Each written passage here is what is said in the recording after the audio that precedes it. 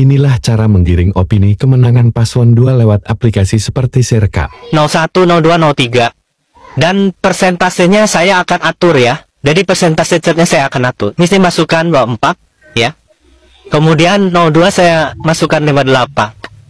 Kemudian 03 saya masukkan 17. Ini catnya sudah terbentuk dan saya masukkan, ini kan awalnya kosongnya, saya masukkan 2000 untuk suratnya.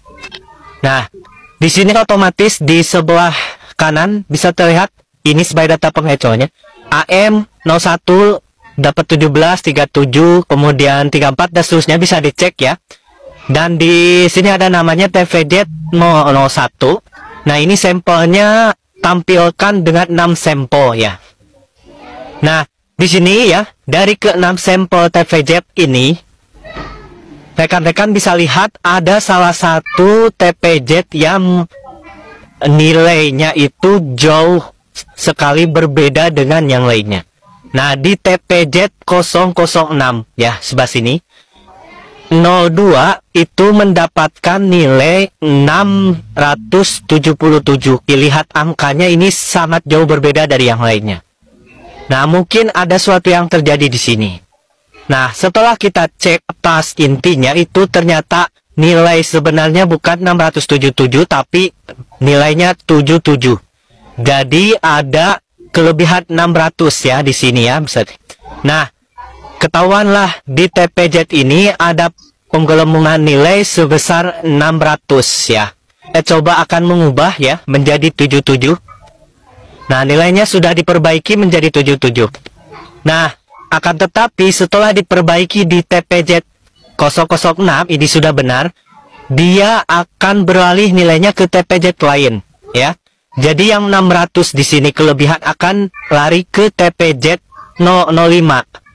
Kita coba ubah lagi setelah ketahuan ya. Kita ubah lagi menjadi seperti yang sebelumnya 126. Nah, dia lari lagi ke TPZ 004 ya. Otomatis ketahuan lagi kan. Kita ubah lagi menjadi 73 ya. Karena sudah ketahuan ya. Ya. Dan seterusnya sampai ketahuan diubah lagi ya.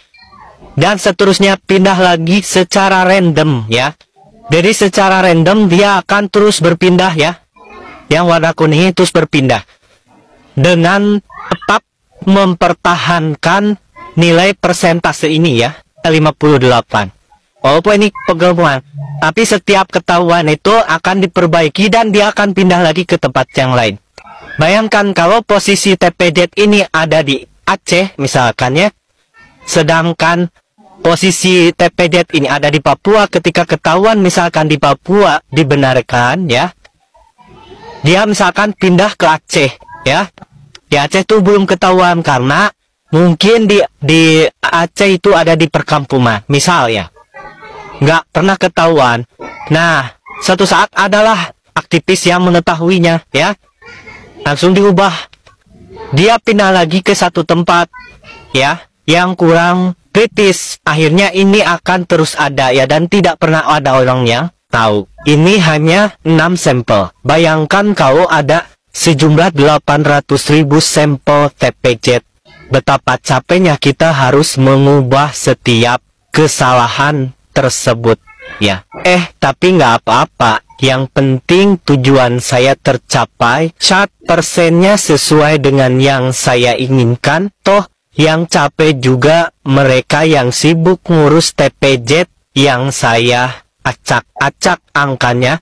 Walaupun angkanya terkesan mengada-ngada, yang penting persentase catnya sesuai keinginan saya.